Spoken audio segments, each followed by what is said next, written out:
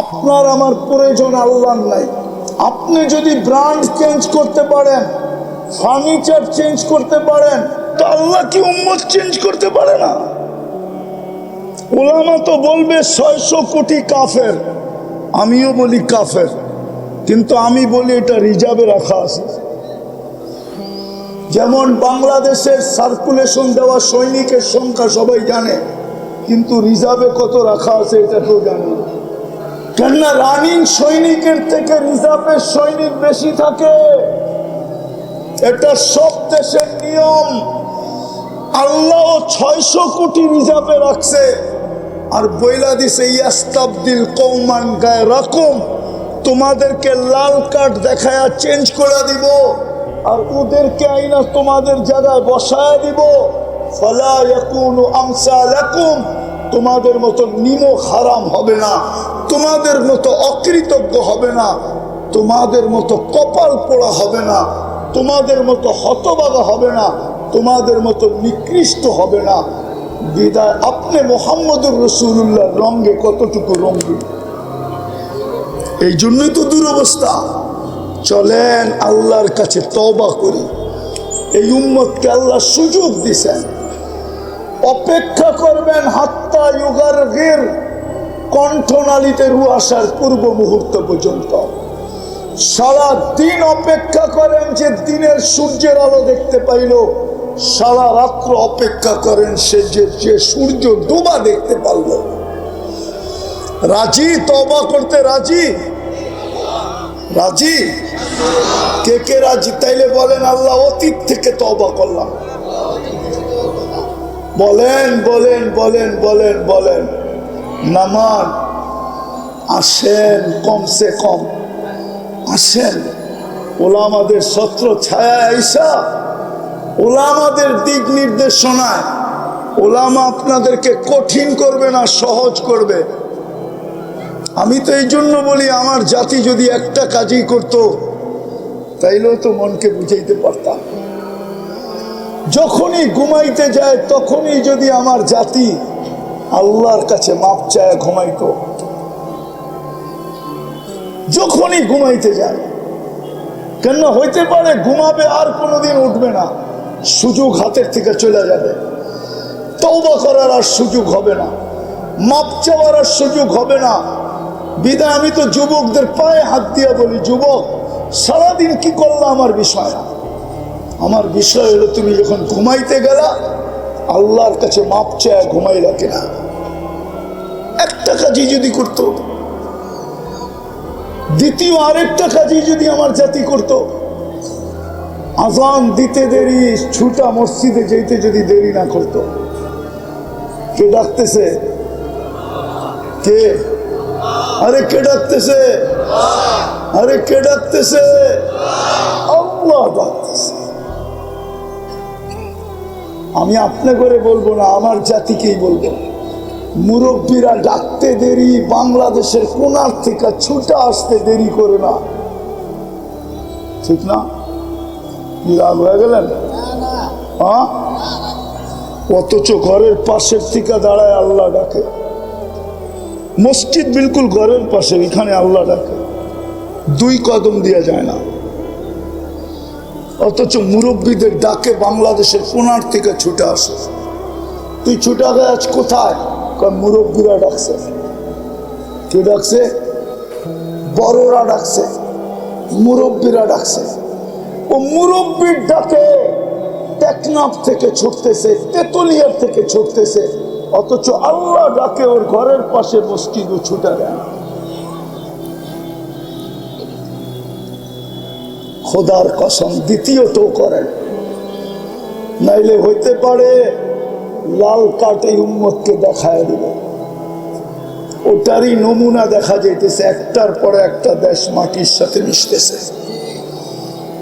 আফগানিস্তানের পরে ইরাক, ইরাকের পরে লিবিয়া, লিবিয়ার পরে সিরিয়া, সিরিয়ার পরে এখন ফিলিস্তিন।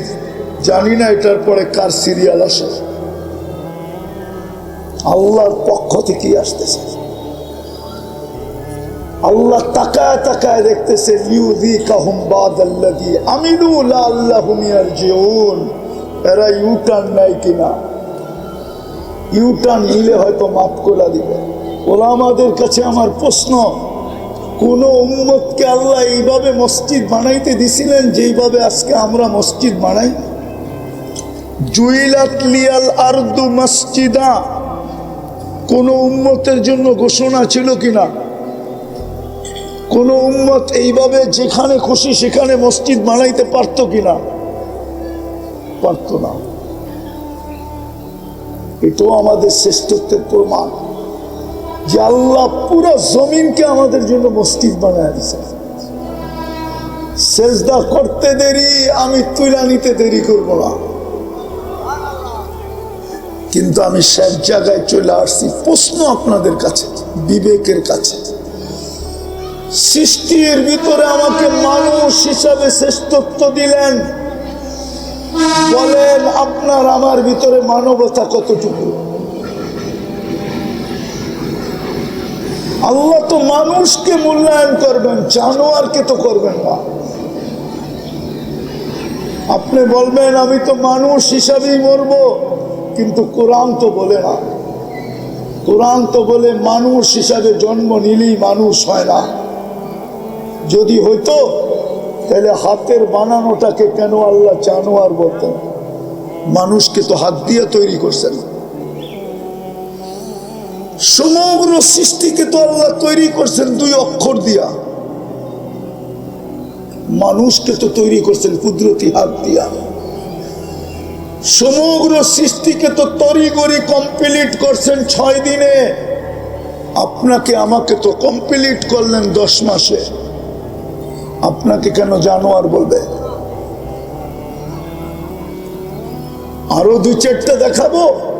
সৃষ্টির ভিতরে সবচেয়ে সৌন্দর্য দিল আপনাকে, পুরা ভান্ডারটা যেন সৌন্দর্যে লাগায় দিল আপনার উপরে, ওটাকে জানোয়ার বলবেন কেন? 4 কসম খায়া ঘোষণা দিলেন সৃষ্টির ভিতরে সবচেয়ে সুন্দর গঠন তোর। 3 ওয়াসাইতুন ওয়া তুর সিনিন ওয়া হাদাল বালাদিল আমিন। 4 কসম খাওয়ার পরে বললেন সবচেয়ে সুন্দর গঠন তোর। ওই গঠনের জিনিসটাকে কেন আল্লাহ জানোয়ার বলবেন? জানোয়ার। আরেকটা বলবো, সাজাইতে সাজাইতে, যার শব্দটা যদিও আল্লাহর জন্য শোভনীয় না, কিন্তু আমি বুঝানোর জন্য বলতেছি, সাজাইতে সাজাইতে সাজাইতে সাজাইতে ঘোষণা দিলেন ইন্নী লাকা মুহিব্বা, আই লাভ ইউ। যে মানুষের প্রেমে পড়ে গেলেন, ভালোবাসায় পড়ে গেলেন, ওই মানুষটাকে জানোয়ার বলবেন কেন? বুঝা গেল মানুষ মানুষ হইলেই মানুষ হয় না। বিদায় আপনি আর আমি যে সৃষ্টির সেরা হইলাম, মানুষ রূপে মানবতা কতটুকু? আপনি বলবেন মানবতা শিখবো কোথায়? তাইলে আপনারা কেন বলেন মানবতার দূত কে? হুজুররা বলো কে? আরে বলেন না, ছাত্ররা বলো না। মানবতার দূত তো হলো মুহাম্মাদুর রাসূলুল্লাহ। আপনার ভিতরে মানবতা কতটুকু? মানবতা যদি হইতো তাহলে আমার সমাজের এই চিত্র হয় কি করে, যেটা স্টেজে বলাও যায় না, চিত্র তুলে ধরাও যায় না। হইতে পারে তুলে ধরতে গেলে আমার গাড়ি এইখান থেকে বাহিরও হবে না। হইতে পারে আমি উত্তরা ক্রসও করতে পারবো না। আমার সমাজের চিত্র এরকম কেন হবে যদি মানবতা থাকে? মানবতা থাকলে তো এরকম ছিল চিত্র। যুদ্ধের ময়দানে জীবনটা বাহির হইতেছে পিপাসায়, আপন ভাই পানি নিয়ে ছুটে গেছে, পাশের থেকে একজন ডাক দিছে পানি, বলছে ভাই ও পিপাসিত বেশি, ওর কাছে যায় না। ওইখানে যাওয়ার পরে আরেক জায়গার থেকে আওয়াজ আসছে পানি, তো দ্বিতীয় বলছে ও আমার চেয়ে বেশি পিপাসিত, ওইখানে যান না। তো ওইখানে যায় দেখে দুনিয়ায় নাই, দ্বিতীয় জনের কাছে আইসা দেখে দুনিয়ায় নাই, আপন বাড়ির কাছে আইসা দেখে ও নাই। এটার নাম তো ছিল মানবতা, এটার নাম তো মানবতা ছিল না। যে 1000 টাকার শাক নিয়ে রাস্তার পাশে বসতে বেচতে হয়তো 1500 টাকা বেচবে, 500 টাকা মিলবে, 2 কেজি চাল কিনবে, একটু শাক কিনবে, একটু ডাল কিনবে, ওর কাছ থেকে আইসা তো হাত পাতা উচিত ছিল না যে দে ডেলি 100 টাকা। এটা কি মানবতা? তুমি মানুষ, এটার নাম তো মানবতা ছিল।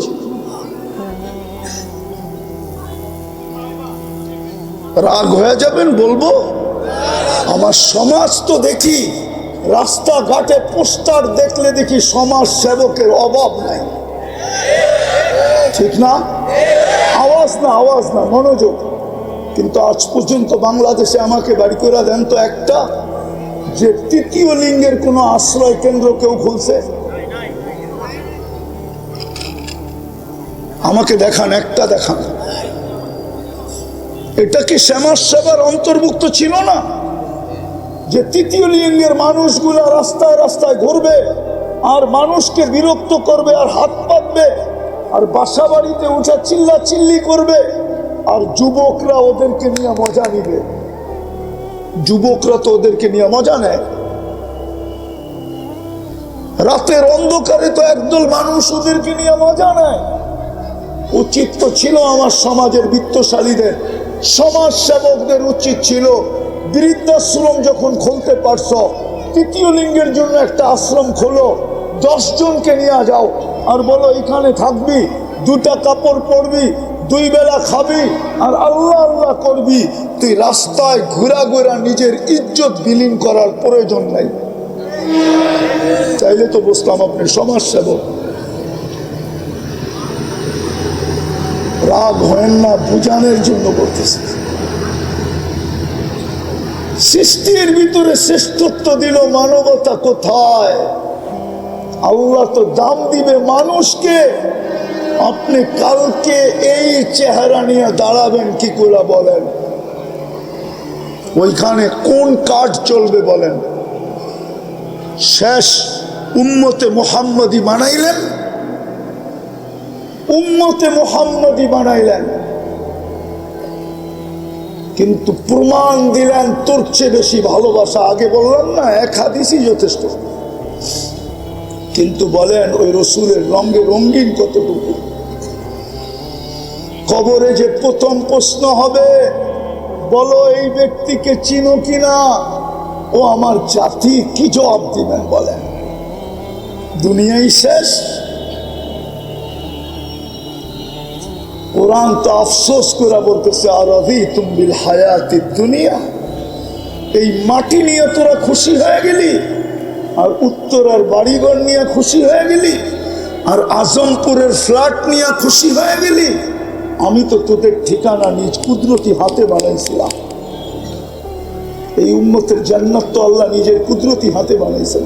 কোরআন বলে, ইয়াগফির লাকুম যুনুবাকুম ওয়া ইউদখিলকুম ফি জান্নাতিন তাজরি মিন তাহতিহাল আনহার ওয়া মাসাকিন তাইয়্যিবাতান ফি জান্নাতি আদন। জান্নাতে আদম তো আল্লাহ কুদরতি হাত দিয়ে বানাইছেন। জান্নাতে আদম তো এই উম্মতকে দেওয়ার জন্য আল্লাহ অঙ্গীকার করতেছেন। বিদায় আমাদের দুরবস্থা হবে না তো কার হবে? মাত্র তো হলুদ কার্ড, 21 তারিখ থেকে হলুদ কার্ড শুরু হয়েছে। শুক্রবার প্রথম হলুদ কার্ড, শনি রবি সোম মঙ্গল বুধ 3 দিন গ্যাপ ছিল, পরে আবার বৃহস্পতিবারে হলুদ কার্ড, আবার 6 দিন গ্যাপ ছিল, গত বৃহস্পতিবারও হলুদ কার্ড, কালকেও বৃহস্পতিবার আসতেছে। আসেন তওবা করি, নাইলে হইতে পারে লাল কার্ড দেখায় দিবে, লাল কার্ড। আপনি বলবেন আল্লাহর কি আমাদের প্রয়োজন নাই? নো, আপনার আমার প্রয়োজন আল্লাহর নাই। আপনি যদি ব্র্যান্ড চেঞ্জ করতে পারেন, ফার্নিচার চেঞ্জ করতে পারেন, এমনকি পশ্চিমা কালচার আইনা আপনি যদি হয় হয় ডব্লিউ চেঞ্জ করতে পারেন, মাঝে মাঝেই ডব্লিউ বোঝেন না মনে হয়, চেঞ্জ করতে পারেন, তো আল্লাহ কি উম্মত চেঞ্জ করতে পারে না? ওলামা তো বলবে 600 কোটি কাফের, আমিও বলি কাফের, কিন্তু আমি বলি এটা রিজার্ভে রাখা আছে। যেমন বাংলাদেশের সার্কুলেশন দেওয়া সৈনিকের সংখ্যা সবাই জানে, কিন্তু রিজার্ভে কত রাখা আছে এটা কেউ জানে না। কেননা রানিং সৈনিকের থেকে রিজার্ভের সৈনিক বেশি থাকে, এটা সব দেশের নিয়ম। আল্লাহ 600 কোটি রিজার্ভে রাখছে, আর বইলা দিছে ইয়াস্তাবদিল কওমান গায়রাকুম, তোমাদেরকে লাল কার্ড দেখায়া চেঞ্জ করে দিব, আর ওদেরকে আইনা তোমাদের জায়গায় বসায় দিব। ফালা ইয়াকুনু আমসালাকুম, তোমাদের মতো নিমক হারাম হবে না, তোমাদের মতো অকৃতজ্ঞ হবে না, তোমাদের মতো কপাল পোড়া হবে না, তোমাদের মতো হতভাগা হবে না, তোমাদের মতো নিকৃষ্ট হবে না। বিদায় আপনি মুহাম্মদুর রাসূলুল্লাহ রঙে কতটুকু রঙিন, এই জন্যই তো দুরবস্থা। চলেন আল্লাহর কাছে তওবা করি। এই উম্মতকে আল্লাহ সুযোগ দিছেন, অপেক্ষা করবেন হাত্তা ইউগারগির, কণ্ঠনালীতে রু আসার পূর্ব মুহূর্ত পর্যন্ত। সারা দিন অপেক্ষা করেন যে দিনের সূর্যের আলো দেখতে পাইল, সারা রাত্র অপেক্ষা করেন সে যে সূর্য ডোবা দেখতে পারল। রাজি? তওবা করতে রাজি? রাজি? কে কে রাজি? তাইলে বলেন আল্লাহ অতীত থেকে তওবা করলাম। বলেন বলেন বলেন বলেন বলেন। নামান আসেন, কমসে কম আসেন। ওলামাদের ছত্র ছায়া আইসা ওলামাদের দিক নির্দেশনায়, ওলামা আপনাদেরকে কঠিন করবে না, সহজ করবে। আমি তো এই জন্য বলি, আমার জাতি যদি একটা কাজই করত তাইলেও তো মনকে বুঝাইতে পারতাম। যখনই ঘুমাইতে যায় তখনই যদি আমার জাতি আল্লাহর কাছে মাপ চায় ঘুমাইতো, যখনই ঘুমাইতে যায়। কেন হইতে পারে ঘুমাবে আর কোনোদিন উঠবে না, সুযোগ হাতের থেকে চলে যাবে, তওবা করার আর সুযোগ হবে না, মাপ চাওয়ার আর সুযোগ হবে না। বিদায় আমি তো যুবকদের পায়ে হাত দিয়ে বলি, যুবক সারাদিন কি করলা আমার বিষয় না, আমার বিষয় হলো তুমি যখন ঘুমাইতে গেলা আল্লাহর কাছে মাপ চায় ঘুমাইলা কিনা। একটা কাজই যদি করতো, দ্বিতীয় আরেকটা কাজই যদি আমার জাতি করত, আজান দিতে দেরি, ছুটা মসজিদে যেতে যদি দেরি না করত। কে ডাকতেছে? কে? আরে কে ডাকতেছে? আরে কে ডাকতেছে? আল্লাহ ডাকতেছে। আমি আপনি করে বলবো না, আমার জাতিকেই বলবো। মুরব্বীরা ডাকতে দেরি, বাংলাদেশের কোনার থেকে ছুটে আসতে দেরি করে না, ঠিক না? কি রাগ হয়ে গেলেন? হ্যাঁ, অথচ ঘরের পাশের থেকে দাঁড়ায় আল্লাহ ডাকে। মসজিদ বিলকুল ঘরের পাশে, এখানে আল্লাহ ডাকে, 2 কদম দেওয়া যায় না। অথচ মুরব্বীদের ডাকে বাংলাদেশের কোনার থেকে ছুটে আসে। তুই ছুটে আজ কোথায়? মুরব্বীরা ডাকছে। কে ডাকছে? বড়রা ডাকছে, মুরব্বীরা ডাকছে। ও মুরব্বীর ডাকে টেকনাফ থেকে ছুটতেছে, তেতুলিয়ার থেকে ছুটতেছে, অথচ আল্লাহ ডাকে ওর ঘরের পাশে মসজিদও ছুটে দেয় না। খোদার কসম দ্বিতীয়ত করেন, নাইলে হইতে পারে লাল কার্ড এই উম্মতকে দেখায় দিবে। ওটারই নমুনা দেখা যাইতেছে, একটার পরে একটা দেশ মাটির সাথে মিশতেছে। আফগানিস্তানের পরে ইরাক, ইরাকের পরে লিবিয়া, লিবিয়ার পরে সিরিয়া, সিরিয়ার পরে এখন ফিলিস্তিন। জানি না এটার পরে কার সিরিয়াল আসে। আল্লাহর পক্ষ থেকেই আসতেছে। আল্লাহ তাকায় তাকায় দেখতেছে লিউযিকাহুম বাদাল্লাযী আমিলু লাআল্লাহুম ইয়ারজিউন। এরা ইউটার্ন নেয় কিনা, ইউটার্ন নিলে হয়তো মাফ করে দিবে।